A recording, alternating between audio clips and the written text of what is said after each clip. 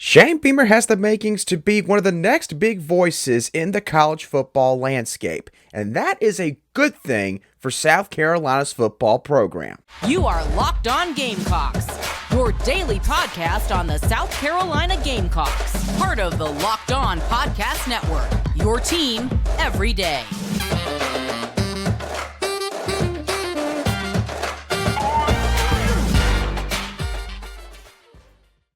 Hello, Gamecock Nation, and welcome back to the Locked On Gamecocks podcast, your show for the latest headlines and potential storylines on South Carolina Gamecock athletics. I'm Andrew Lyon, the host of this podcast, and also a staff writer for Gamecocks Digest over on SI.com.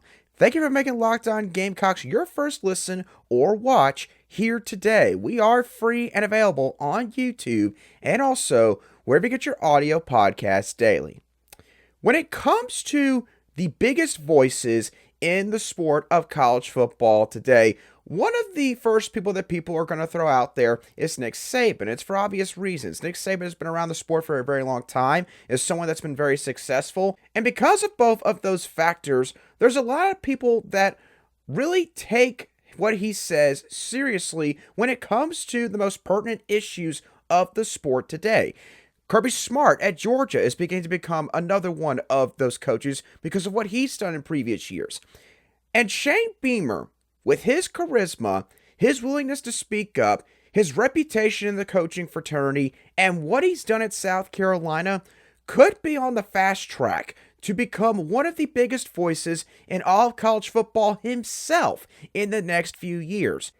And that would be a good thing for South Carolina's football program. Why would that be the case? Well, it's honestly pretty obvious here. It's because if Shane Beamer becomes one of the biggest voices in the entire sport, that means that he's going to have a bigger spotlight put on him, which subsequently means that there's going to be a bigger spotlight put on South Carolina's football program in more than likely a very positive manner. And the broad reach from that spotlight could lead to a lot more kids wanting to come to Columbia, or parents of kids who might see Coach Beamer on television or read an article about him or see a clip somewhere, and they might sit there and say, you know, this guy's just a little bit different from all the other coaches that we've interacted with and that we've talked to up to this point in the recruiting process. I think that we would rather have you go play for him at South Carolina. And so Shane Beamer potentially becoming a bigger voice in this sport would do nothing but benefit South Carolina's football team. Now, how could Shane Beamer become a bigger voice in college football? Well, there's a few different factors that come into play here. The first one that I'm going to point to is his charisma and his overall personality, because Shane Beamer is not the prototypical football coach in terms of how he works with the media and the overall vibes that he gives when he is interacting with other people. Most coaches are cookie cutter coaches. They're coaches that just want to talk ball. They want to just basically study film and scout teams and do what they have to do to get the best talent in their program. They don't want to have to bother speaking to the media. Shane Beamer does not treat the media like that. He embraces doing different guest spots on both local and national media outlets. For example, Outkick, Fox News, and the Pat McAfee Show. Most coaches treat the media like they're full-blown espionage agents that are trying to get state secrets from them on what else going on in the building. Shane Beamer, again, he does not do that. And yes, he can have his moments when he's trying to get a certain point across regarding a certain headline or narrative that's being put out by maybe one media member or multiple media members. But besides that, Shane Beamer comes off as someone that is very inviting and very friendly in a social setting, which makes media members want to reach out to him far more often. And this is something that every single coach should desire.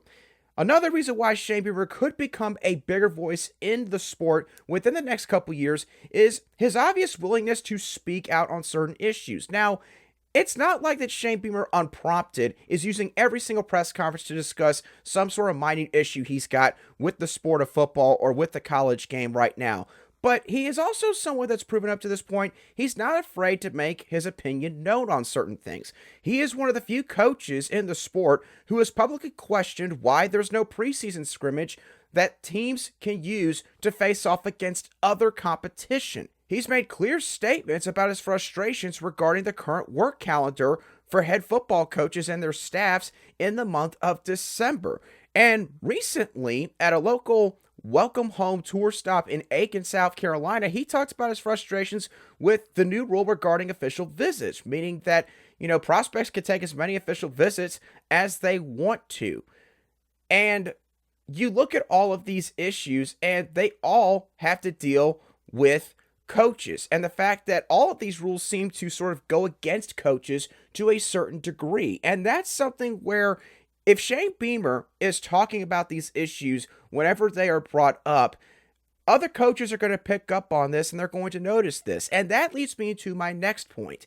Shane Beamer has got a very solid reputation in the coaching industry. Obviously, it does help him that his last name happens to be Beamer, obviously being the son of College Football Hall of Fame coach Frank Beamer. Frank Beamer was also somebody that was widely respected by his peers. But Shane Beamer has done a lot more than just use his name to maybe get his foot in the door. If anything, he's done the opposite. He showed for years that he was somebody that did not want things to get handed to him, that he wanted to go and earn his stripes in this profession, working for guys like George O'Leary, Philip Fulmer, Kirby Smart, Lincoln Riley, and other coaches as well, including his father and Frank Beamer. And then you look at the way he's handled his current coaching staff so far at South Carolina. I've touched on this before, so I'll just talk about this briefly, but with how he has treated his assistants, with the environment that he has instilled into the building here, there's a lot of coaches out there that, again, take notice of what all he's doing, and it's a mental note that they put away in their own file cabinets, where if one day maybe they are looking for a new job, then South Carolina, if they've got an opening, is a spot where they might want to go to.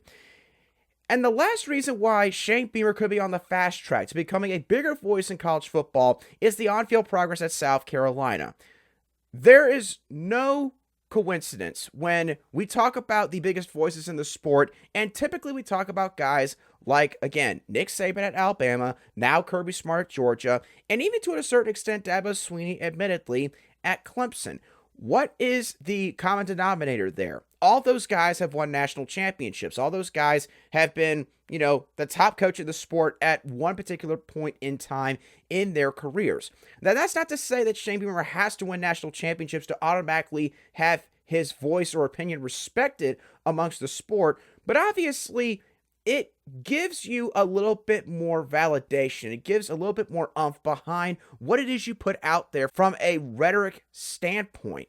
And for South Carolina right now, Shane Beamer's done a really good job of improving things here in Columbia. Again, the team was a 2-win program in 2020. Shane Beamer has taken them from that to being a 7-win and 8-win team in both his first 2 years, 3 wins over top 25 teams in the regular season, and 2 bowl game appearances, including 1 bowl game victory over the legendary Mack Brown at North Carolina.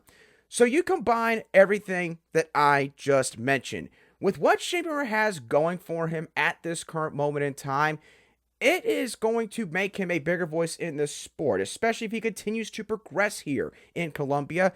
And subsequently, that will put a bigger spotlight on South Carolina football in a positive way, and in a way that really and truthfully they haven't seen probably besides some of the glory years that Steve Spurrier had here at South Carolina. And that broad reach, again, could really make South Carolina one of the most attractive destinations in all of college football. And speaking of recruiting, there could be a potential commitment coming down the pipe very soon based on sort of what Dante Reno has done on Twitter, but also, more specifically, what linebacker commit Wendell Gregory said in an interview with my boss over on Gamecocks Digest in Brooks, Austin, just the other day. And I've got that clip for y'all, and we're going to dive into that in more detail in just a couple of moments. But before we touch on that, I do want to let y'all know that today's show is brought to you by Built Bar. Now, I know that for some of you, you might not like the idea of eating healthy, because for a lot of us, when you think about eating healthy, you think that, you basically got to eat vegetables all the time. You've got to eat fruits. You can't really enjoy any sort of different types of food. In terms of food tasting good, but also being good for you, there's no better protein bar out there than Built Bar. Built Bar has got a variety of different flavors to choose from. I've talked about this before. Banana cream pie, coconut chunk puffs, cookie dough chunk puffs, peanut butter caramel. They got anything you could possibly want in a protein bar. They're 130 calories, include 17 grams of protein, and only have 4 grams of sugar. And you can get these bars at Built.com right now, or you can find them at your local Walmart or Sam's Club. At Walmart, if you go to the pharmacy section, you can get yourself a 4-bar box. At Sam's Club, you can buy yourself a 13-bar box. I promise you, you will thank me later, because Built Bar is where tasty is the new healthy.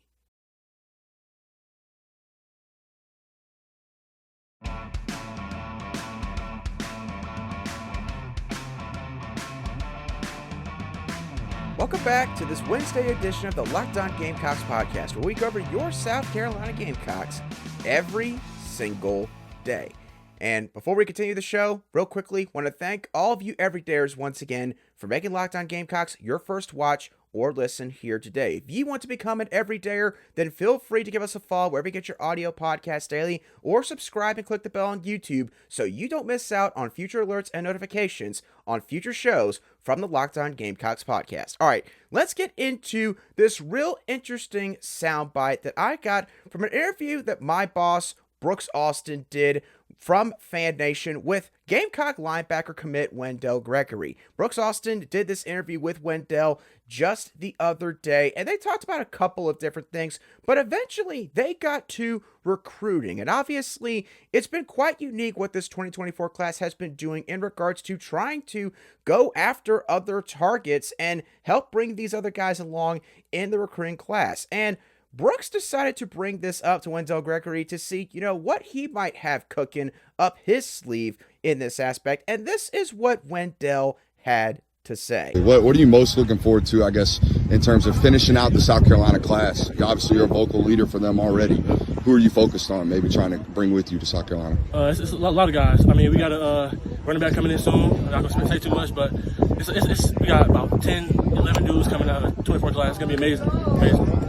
All right, so I know that Wendell admittedly talked a little bit fast there. So for those of you who might not have been able to catch everything that he just said, essentially, Wendell said that the Gamecocks could have a running back joining the class very soon, and he wasn't going to speak any further, of course, on that out of respect to them, and we'll dive into that a little bit more in just a moment. The latter part of his quote where he talked about 11 to 12 guys, I don't know if he actually meant that he thinks that 11 to 12 more guys are coming along with this current crop of prospects in this recruiting class. I'm not going to dive too deep into that because obviously that would be a real far end of broad speculation there. But to get into what he said about a running back joining the class, South Carolina, of course, has a few different targets that they have been going after in this class in Daniel Hill, Anthony Scudicari, and also Peyton Lewis. Those have been sort of the three main guys that South Carolina has sort of prioritized at that position over the past few months. And while Wendell Gregory refrained from giving any potential hints in his interview with Brooks Austin, there's another Gamecock commit in this class that, while not saying it flat out, may have hinted himself who the potential commit might be. As back on May 5th, Dante Reno posted a tweet that had 4 sunglass-wearing emojis and the hashtag 24ever to thee, which happens to be the hashtag that Shane Beamer uses whenever he tweets out a welcome home tweet for this current cycle. And there's a lot of speculation in the fan base out there right now that might have actually been Dante Reno's own version of a welcome home tweet. And then the following day, Dante Reno happened to tweet about Daniel Hill, who was getting ready to compete in some state championship track and field events back in his home state of Mississippi, and he sent out the tweet, "Gamecock Nation, help wish Daniel Hill good luck in the state championship today," with 2 Gamecock emojis. So, obviously, this is trying to tie in a couple of different things to sort of figure out the answer to the question of who this running back commit might be. But based on everything that I just discussed, I think that the commitment that Wendell Gregory is referring to is Daniel Hill.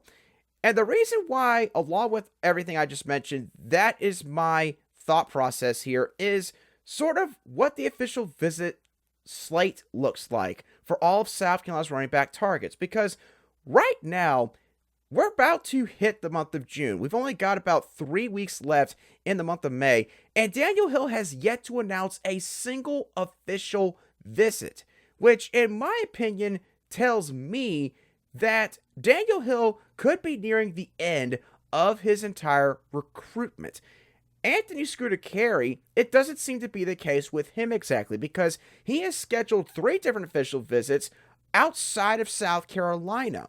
One to Michigan State, one to North Carolina, and another one to Notre Dame. Now, of course, if it was Anthony Carey, he would just simply have to pick up the phone and cancel all those official visits. But I just don't think that Anthony Carey would do that this close to the month of June. And then Peyton Lewis, he apparently has a top 6 that he is going to announce very soon regarding his recruitment. He posted that on Twitter back on April the 30th and hasn't really said anything since, which still tells me that, if he's going to announce a top 6 pretty soon, then why on earth would he all of a sudden backtrack and then just make a commitment altogether? So you combine everything I just said there with what Wendell Gregory said and then Dante Reno's tweets.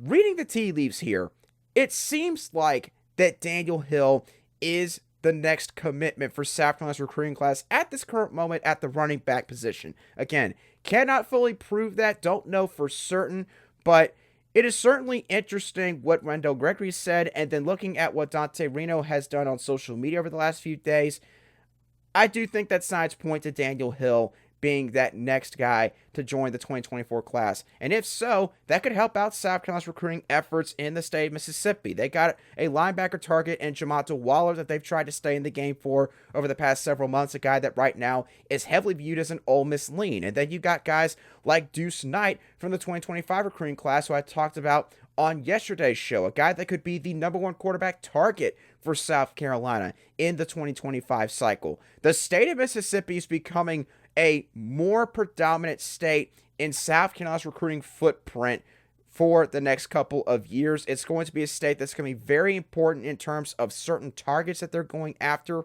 So landing Daniel Hill, who knows? It could start a chain reaction from the state of Mississippi, or it could lead to one of these other running backs, and Anthony Carey or Peyton Lewis, if they want to join South Carolina's recruiting class, to end their recruitment right here and now and go on ahead and take up another slot. So it'll be interesting to see how all this develops, of course, over the coming weeks, leading into a pivotal recruiting month in June.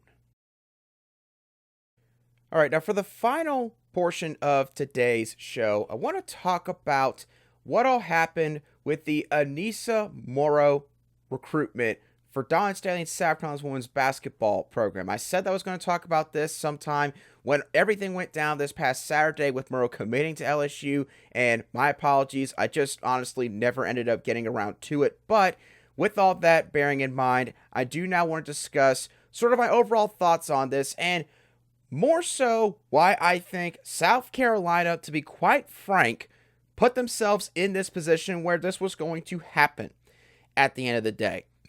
So, South Carolina obviously lost in the Final Four back in late March, early April to Caitlin Clark and the Iowa Hawkeyes. It was obviously a very disappointing end to what was a special season for Dawn Staley and South Carolina's women's basketball team.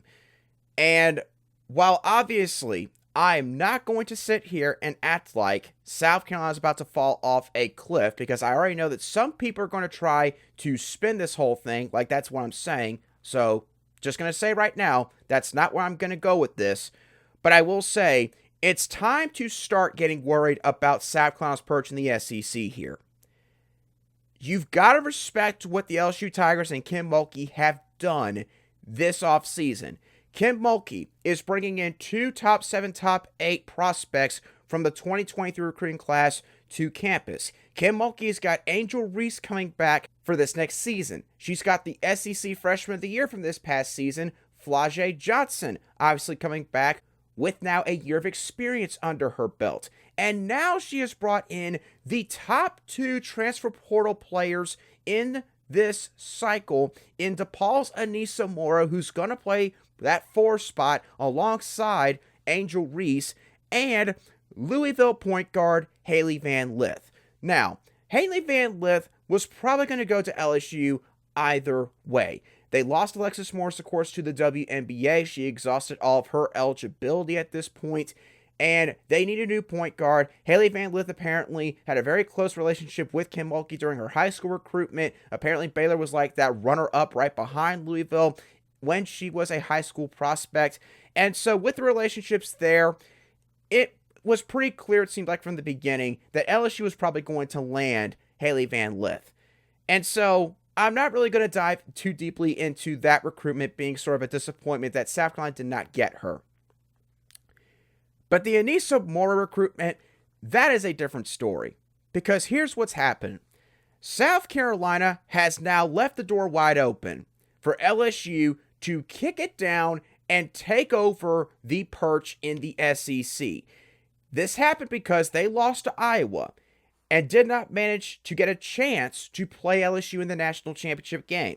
And look, LSU fans probably don't want to admit this, but I think that most of their fans that have common sense would have to agree that if South Carolina and LSU faced off in the national title game, South Carolina is the one that gets the trophy at the end of the day, not LSU. Yes, South Carolina had LSU on their home court the one time they played earlier in the season, and the crowd noise probably definitely got to them a lot in that game.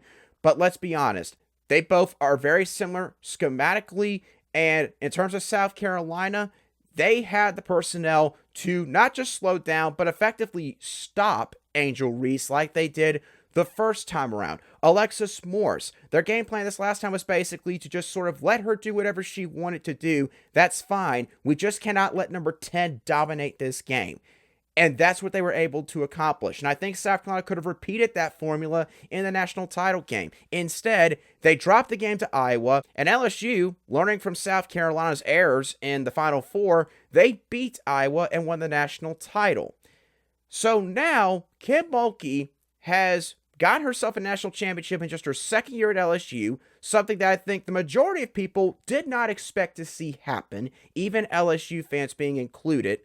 Angel Reese is going to probably be the National Player of the Year this next year, arguably a top 3 player in the sport.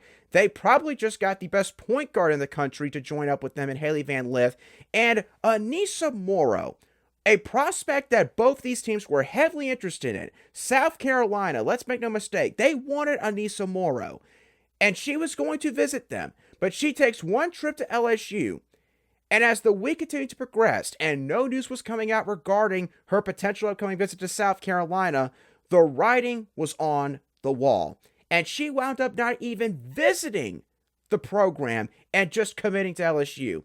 And I know some of you are going to sit there and say, well, obviously, she went and followed the money. LSU's got good NIL programs over there. You see what they're all making? Yes, I do. Guess what? Aaliyah Boston, Zia Cook, and I'm pretty sure Bree Beal as well, were like 3 of the top 10 players in terms of NIL valuation, according to On3 Sports, this past season. So it's not like South Carolina's women's basketball program can't compete in terms of the NIL arena. But you look at how all these events have unfolded, South Carolina's top standing of the SEC is now in serious jeopardy this next season. And again, please do not mistake me for what I'm saying here. I'm not saying that South Carolina's going to all of a sudden be a team that's losing double-digit amounts of games, and they're going to be scraping to be like the 4th or 5th best team in this conference, and now all hopes of ever winning maybe another national title are completely lost. I'm not saying that. What I am saying is, it is time to recognize that LSU is now on the same playing field as you. If not right now from a roster standpoint, even better than you, just because of who they've got in their starting lineup. You have to acknowledge that.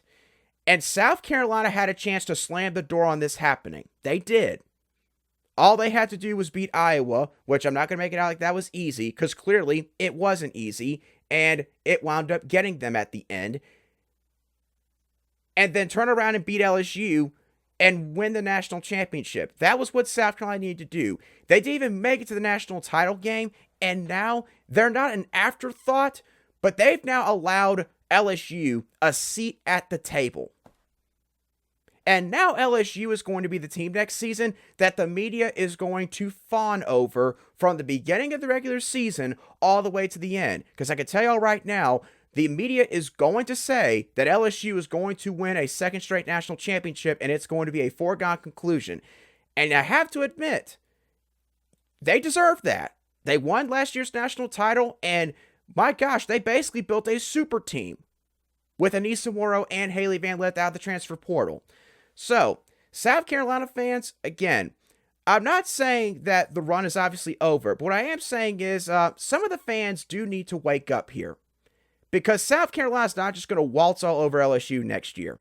They will still beat most of their competition in the SEC pretty handedly. There'll still be very few teams that actually can compete toe-to-toe with South Carolina. You can't include LSU in that category anymore. You can't. And now, the roles are reversed. You're now the team that is viewed, at least in terms of perception for next year alone, as second fiddle. And now you have to go up and you're going to be viewed as the challenger that's got to try to knock them off and keep them from possibly winning a second straight national title, which many people expected you to do this past year. That is how quickly things can change in college sports. And Dawn Staley and South Carolina's women's basketball program are finding that out the hard way this offseason. They're still going to be up there at the top. But LSU just made things a lot more challenging for Dawn Staley and this program moving forward. So with that being said, y'all, that's going to do it for today's show of the Locked On Gamecocks podcast. I hope y'all thoroughly enjoyed today's show, as always. What are your thoughts on Shane Beamer and the potential qualities that he offers as someone who could be one of the next big voices in the sport of college football? Who do you think South Carolina's future running back commit might be? Do you think it could be Daniel Hill? Or do you think it's going to be Anthony Carey or Peyton Lewis? And lastly, what are your overall thoughts on what all happened with the Anissa Morrow recruitment for South Carolina? Let me know your thoughts on all those topics down below in the comments section if you watch today's show on YouTube, or shoot me a direct message on Twitter at @aline_SC if you listen to today's show on an audio podcast app. And once again, thank y'all so much for tuning into this Wednesday edition of Locked On Gamecocks. Have a great rest of your day, and I will catch y'all on the next show of the Locked On Gamecocks podcast.